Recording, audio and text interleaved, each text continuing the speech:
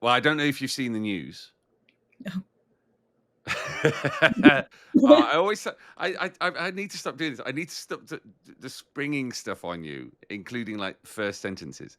But I don't know if you've seen Earthlets that the first look of the Road Trooper movie, written and directed by Duncan Jones, is out now. We're going to be talking about this on this episode of In Orbit Every Wednesday. This is KLO-E, who has her usual rabbit in headlights look when I start talking. I am Molch-R, and this is In Orbit Every Wednesday. Get 2000 AD now. Get 2000.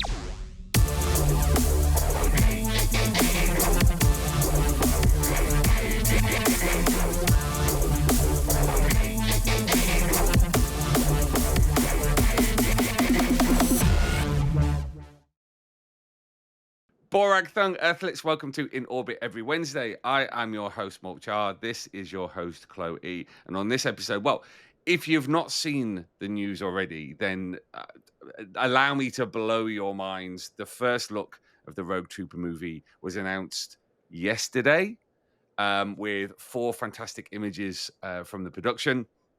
We're going to be talking about this because what else would we talk about? Yeah, we kind of have to. It feels built in. Yeah. I mean, yes, a contractual obligation, one might also say, on my part. But we're going to be talking about the first look of images from the Rogue Trooper movie. KLO-E's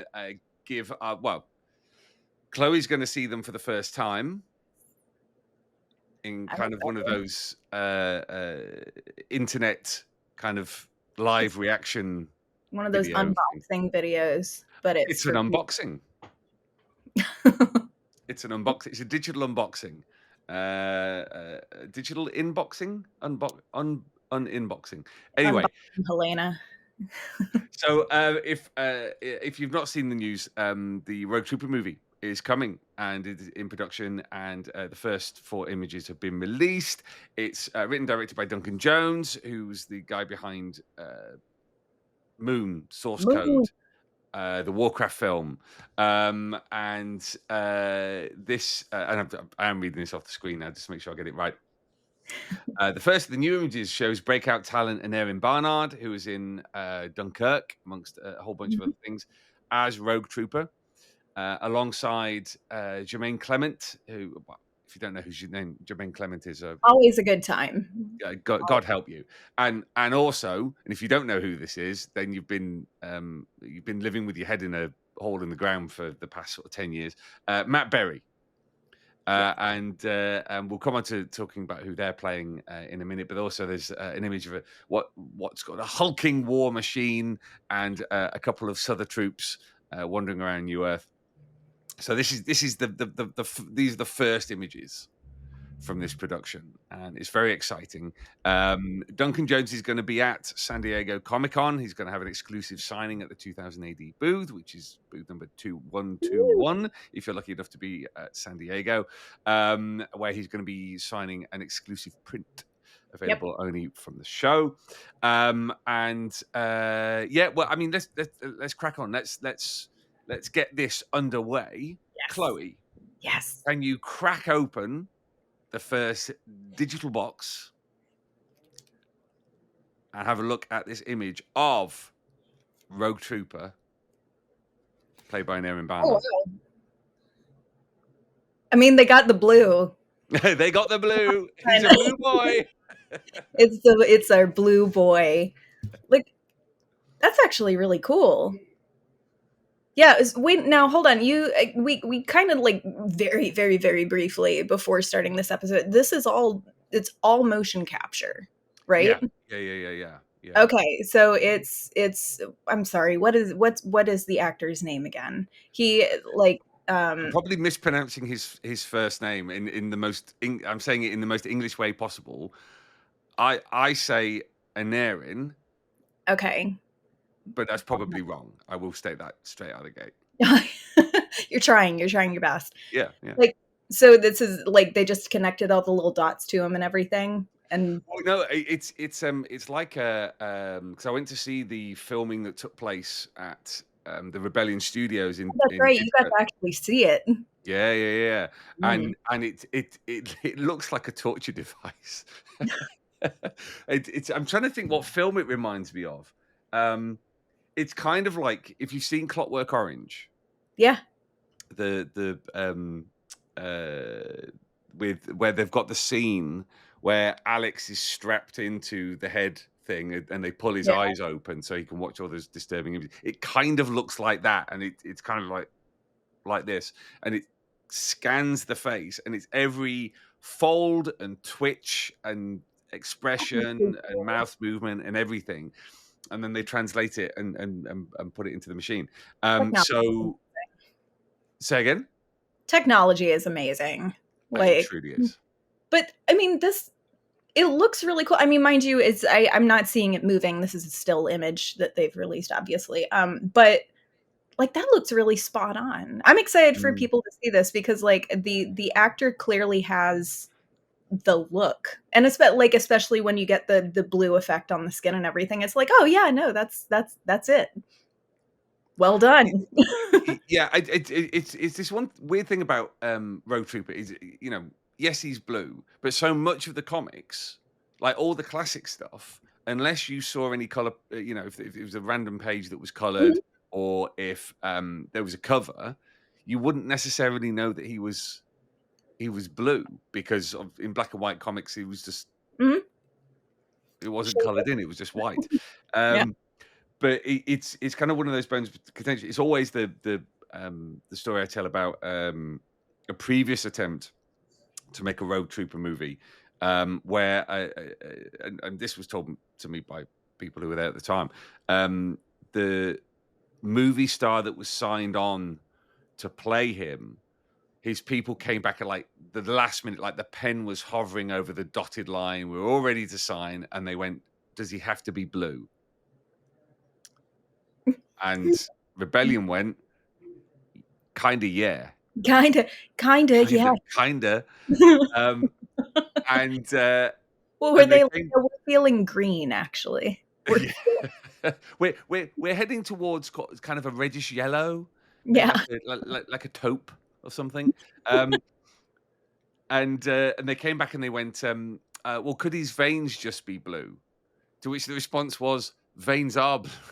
Veins are how veiny is this person going to be is my question. You only see that he's blue when he kind of like holds his hand up and waves. Um, so it can, I mean, particularly ever since Avatar came along, it's kind of blue characters, that kind of thing. But having seen some footage myself, you kind of put those doubts away because it's a very different thing. This is full motion capture. And Yeah. I've seen them running around with like there's cameras everywhere and above them, and they've got these torture devices on their heads, and it was fascinating to watch. But what I like about this still is, the helmet is comics correct. Yes. You know, Which is arguably like, especially considering that so much of Rogue Trooper was black and white, like, you wanna get the helmet correct. yeah, yeah, Yeah. Like, yeah. that needs to be right. Words to live by. Get the Mhm. helmet correct. Get the helmet correct. I feel like that crosses over into, like, every iteration of, like, Dread in film too, where it's like, "Get the helmet correct. Also keep the helmet on." Well, I mean, this isn't Rogue, but it's something that Jock talks about. The Art of Jock book, that's coming out later this year, which has its kind of debut at San Diego, and Mhm. but the main release has been kind of pushed back to later this year.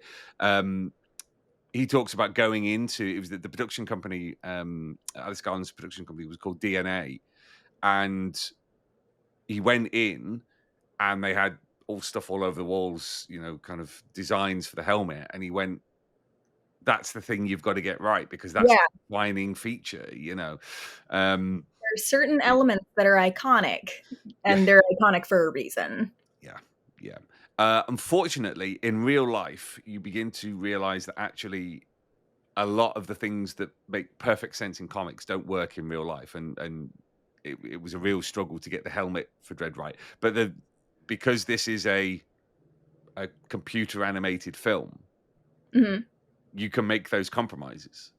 Yeah. Without having to work around the fact it's physically got to sit, a helmet's got to sit on somebody's head. I mean, there is one detail about that helmet that isn't comics correct, and that's the number.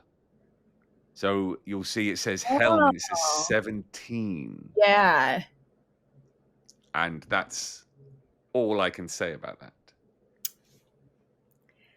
Well, that seems rude to point that out and then to point out an inconsistency and then be like, can't tell you anything more. What can it mean? No. Ooh. Ooh. You're trying to make it tittillating, but you're just annoying. Can we do the next? Oh, that is 100% my shtick. Vibe. It's titillating but annoying. Can I look at the second one now? You can look at the second one, yes. Okay. I'm going to do that. Now, hold up. I can actually tell from this image who the two actors are. Mm. Yeah. Am I allowed to say that? Am I allowed to say who's on? Okay, this is 100% Jermaine Clement and Matt Berry. Well, absolutely. Like 100%. So they're playing Bland and Brass.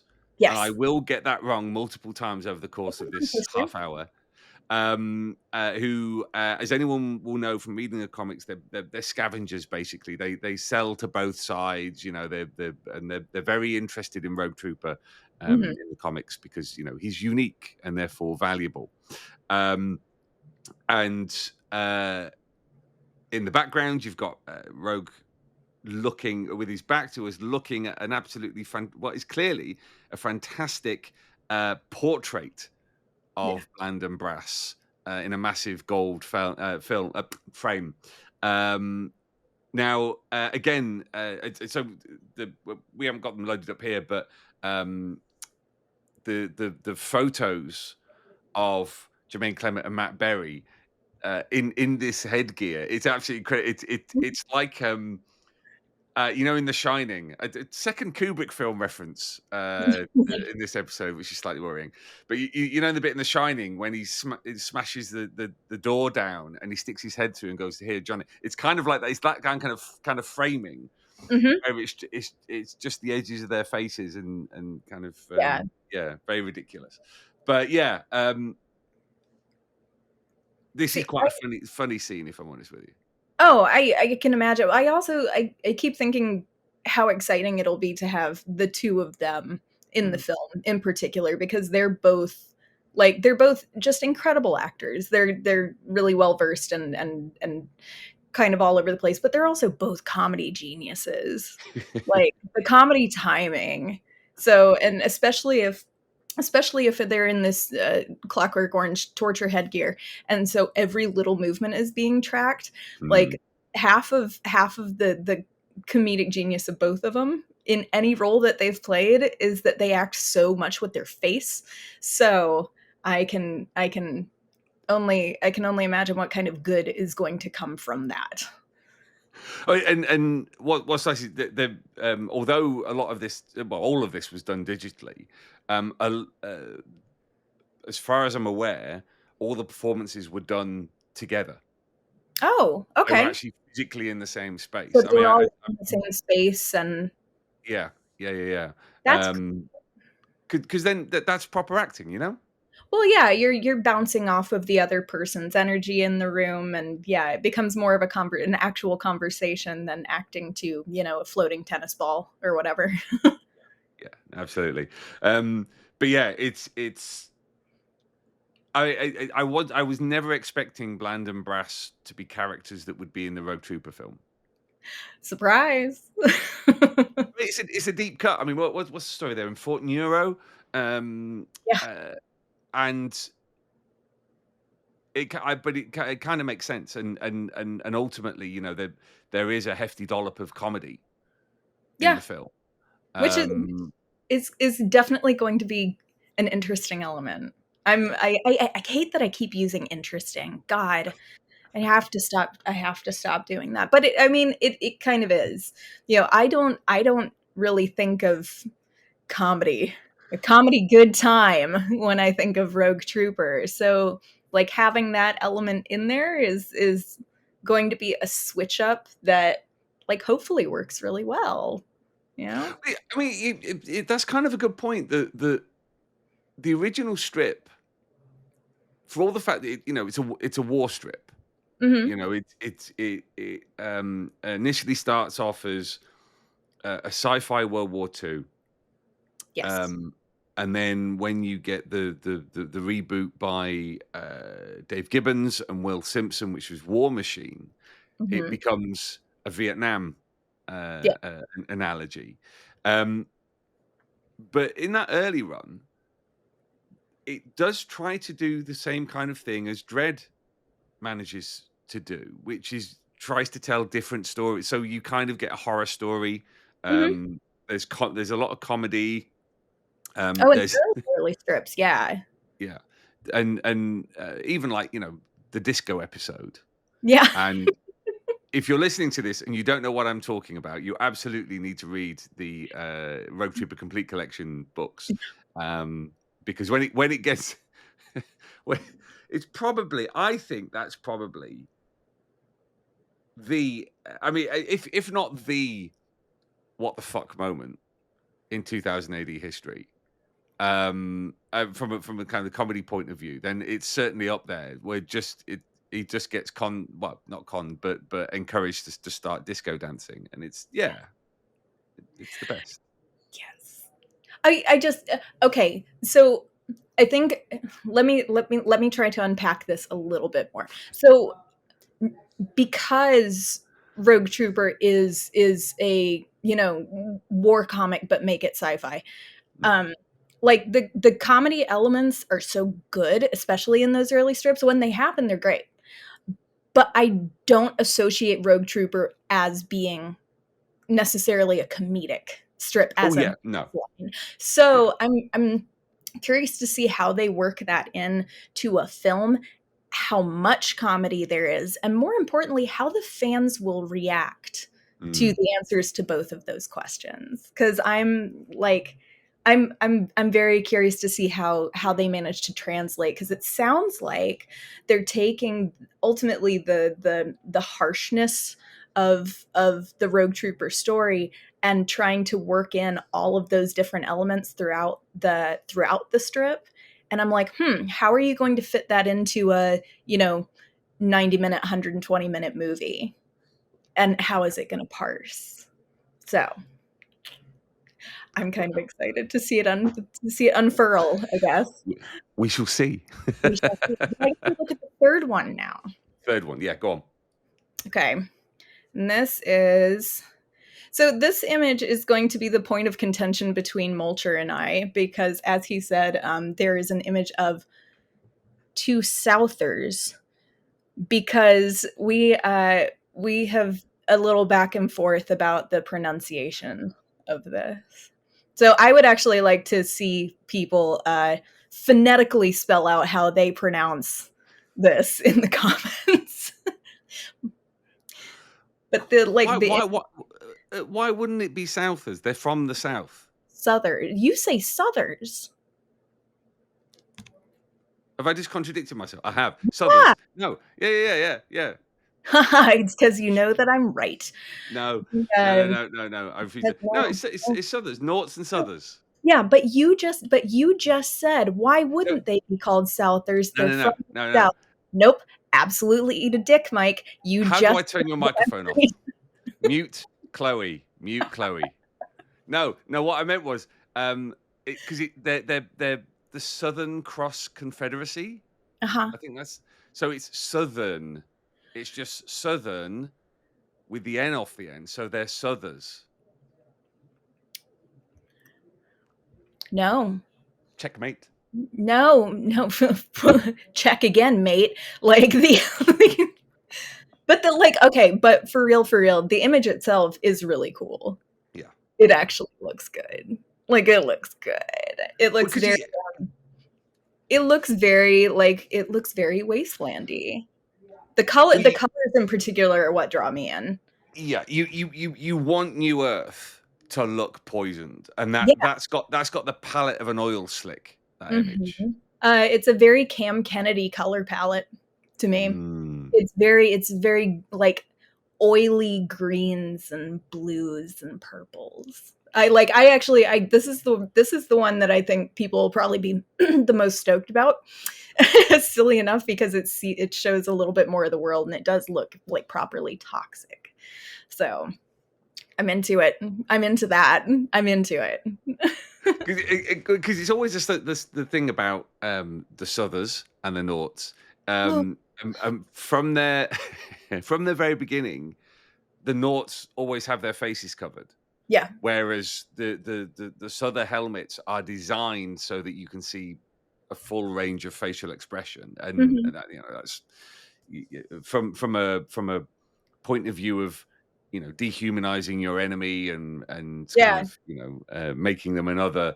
That's kind of spot on. What I love about this, and you can see it if you kind of zoom into the image, is how patched together this guy's suit is. Yeah. Like there's tape on the side, like boy. Yeah, you can see tape on the side and everything. That's actually brilliant. Yeah. That's a cool little detail. I like that a lot. I didn't even see, because it's a little bit backlit. The character that is in the foreground is a little bit backlit. So when you zoom in, there's like a whole lot of those little details. That's super cool. Oh, good catch, Mike. Like, that's my job. Yeah, no, it's just it's one of those things that you just, there will always be.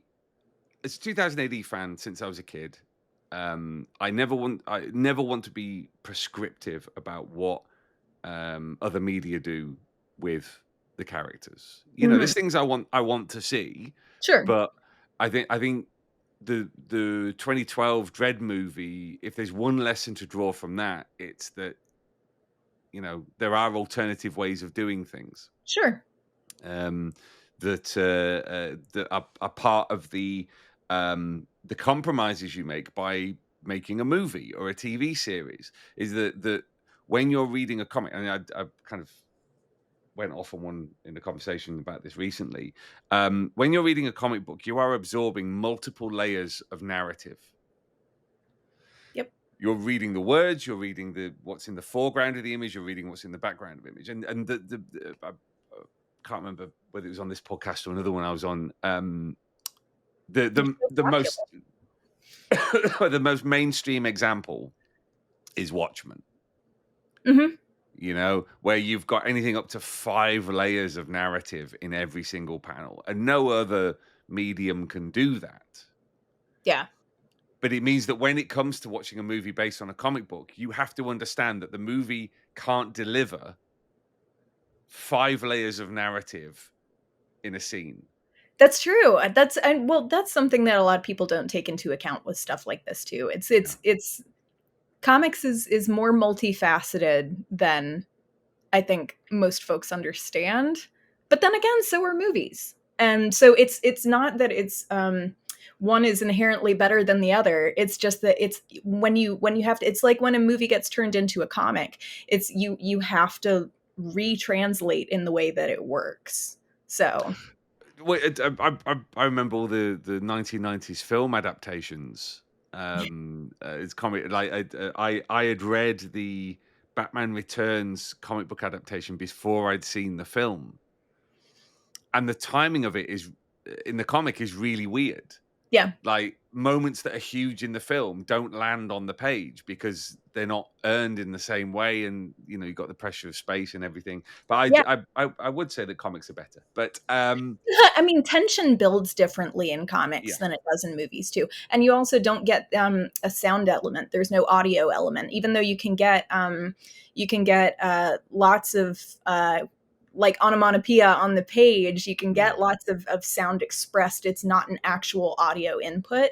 So especially with a lot of things that involve action, like part of the tension in the movies comes from like an audio element and or music or like any of this sort of stuff, and you can't get that in comics in the same way, so you have to make it up in other ways. And yeah, we can go on about this as an episode. Well, the thing is, we had the whole soundtrack episode. Check that out if you've not listened to that one, Earthlets. And also, there is a soundtrack playlist on Spotify that you can listen to. But let's we've got about 5 minutes left, so let's go on to the fourth image. Which, that's the one. Yeah, the giant, just big fuck off war machine. Oh, that's so cool though. I'm such a sucker for like a big mechanical thing, like whether it's robots or like a big like robots, droids, war machines. Like that's more of that. And again, it looks really it's a very sickly looking image. It's a very rusted, caustic sort of look. Well, what I like about this is the kind of skyscape feels kind of almost pre-Raphaelite. Yeah, and does. So little fat cherubs in the background. Yeah. So you got the sun coming through these clouds, but those are carbon dioxide clouds. Like this is the surface of Venus kind of thing. So even when it's beautiful, it's deadly. I do feel like you've just written your epitaph. I'm a sucker for big mechanical things. Yeah. No, I mean but I mean any comic, any movie that has just a big scary machine, I'm just like, imagine driving that to the liquor store, you know?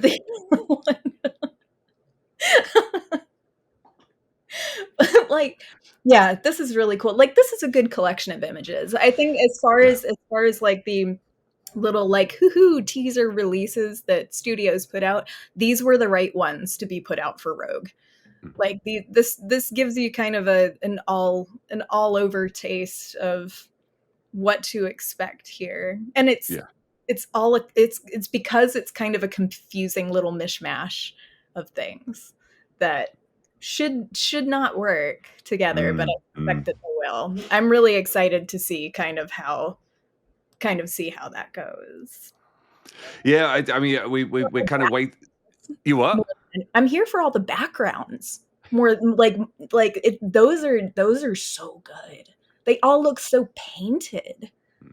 And everybody knows I'm a sucker for painted artwork, so this is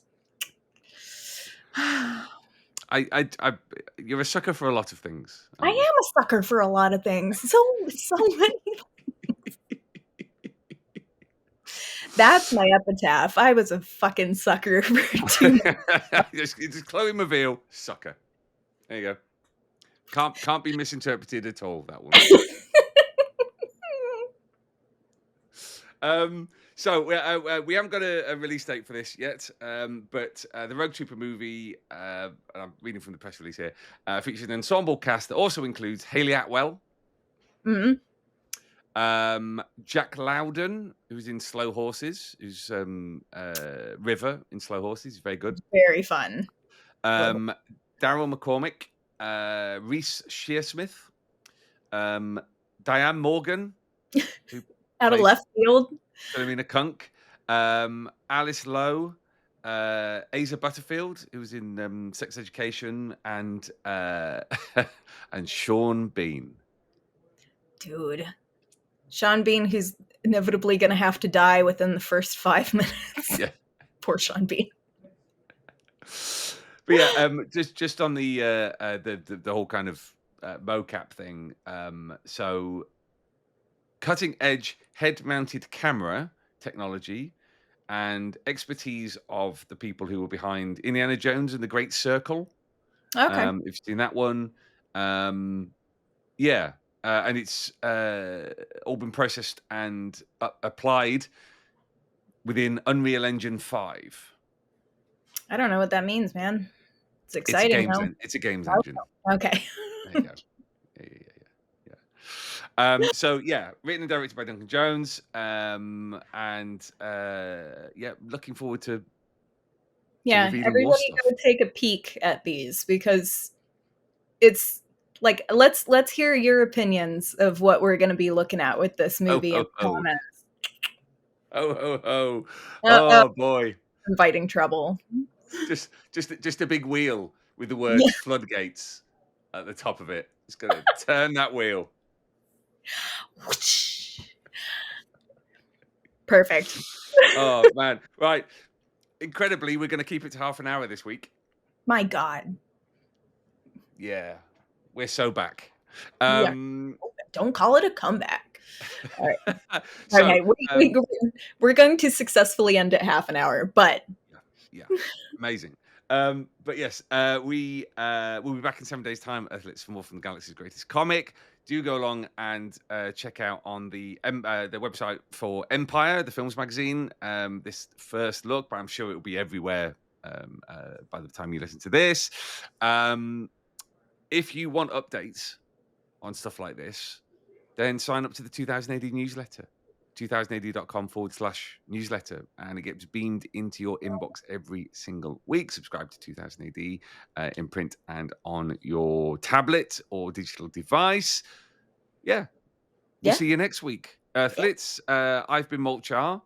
This has been KLO-E, and in the spirit of talking about Rogue Trooper, let's knife. I was not offered a bit part in the film. Oh God, we'll see you next week. I imagine why. Splendid birthday, Earthlets. Get 2000 AD now. Get to it.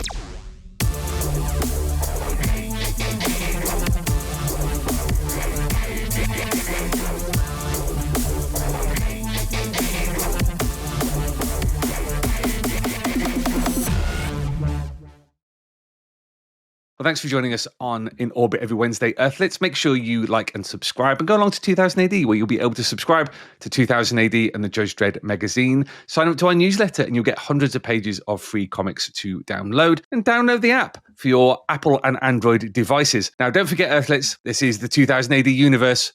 We just live in it.